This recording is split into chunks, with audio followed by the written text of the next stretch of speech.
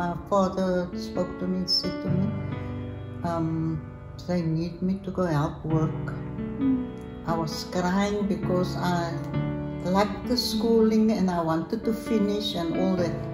But then I just thought if they need me, I had to go because I could see my parents couldn't in cope those days. anymore. In those days, most of the time, the eldest would go and go out to work, and they never finished schooling. Some of them never even went to school because that is how you got a lot of illiterate people at time because they would go out and help the family to survive. Yes.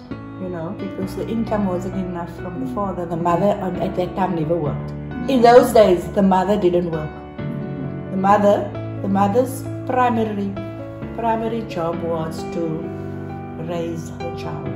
That was her primary job. She never had an outside, like we do,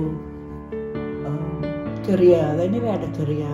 Their career was raising the children and seeing to their home. So the child would then go help the father support the family. Yeah, that's what happened to me. That is what happened those days. Yeah, that is what happened. I was fortunate. I was actually, when my other sisters came, they finished matric and went to study further, and I felt like I was deprived of all this. But at the end of the day, I had to go work, and ek my eerste job gekry, half-price stores. Those days it was half-price stores. That was my first job, and I paid 17 rand. And I'm telling you, from that money, my parents could at least move forward, whatever. It's that little.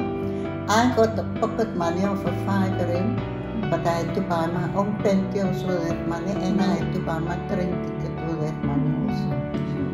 So,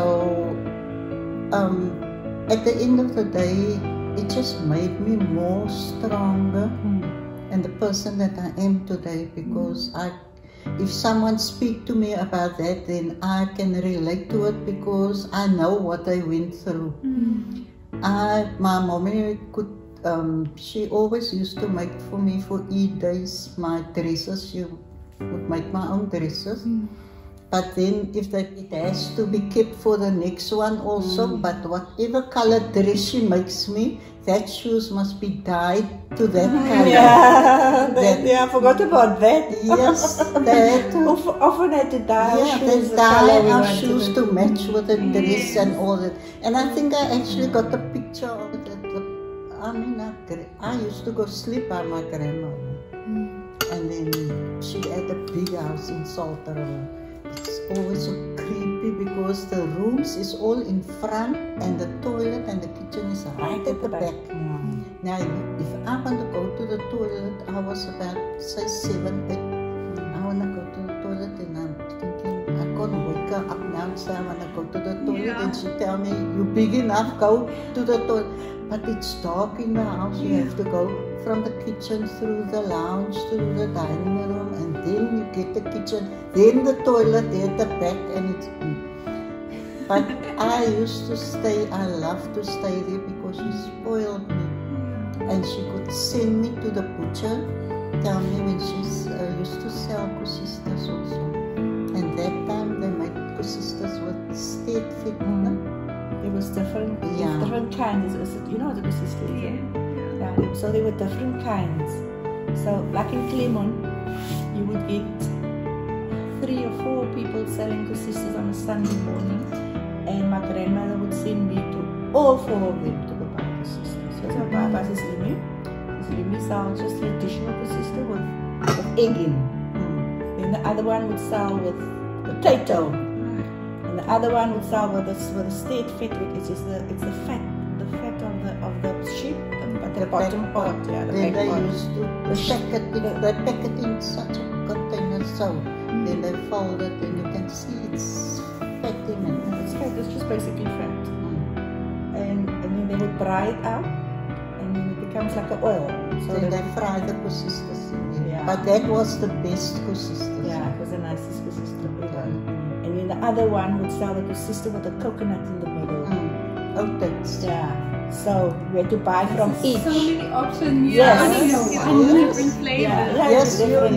you make a slit in the middle. You of it, guys which don't is know the- what you've missed. then you just make your coconut like the coconut with a little sugar and stick cinnamon and cardamom in, and then when that is like a sticky, then you just put it inside the.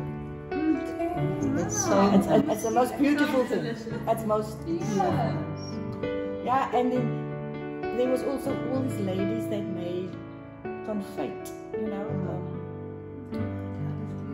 Confit is like you get the you get like the watermelon, the fig, the pineapple and carrot, the apricot. Yes, and it's Yes. like reduced. Yes. Yes, with like it's like a Jam. Oh, yes. It's not It's jam. not a jam, It's it's not a jam. It's Yes. Okay. yeah. Yes. You can buy some. You You get get it like at the dry. flea market. You can buy it at the flea market. Some people still make it. I used to make it all kinds of like sour figs. It's beautiful. I used to make all this. I don't have the energy to do anymore. I was just telling them I'm so lazy. I buy now from her cakes because I'm so lazy. I outsource everything. Like it's Lucinda's birthday on Thursday. So I'm making all. I used to make beautiful savories. Lucinda's been my customer for years. She doesn't want savories from anybody else. She always orders from me. So I only make for Lucinda, so I make for nobody else. I refuse to. I retired when I was 60 because I vowed I'm never going to get sick like other people because that has a toll on me. All that. All that. Yes, it has a toll. Because So I'm I stopped making it. sisters also. I'm selling also for sisters. So I stopped. But I'm telling you, most of the time, I give my stuff away.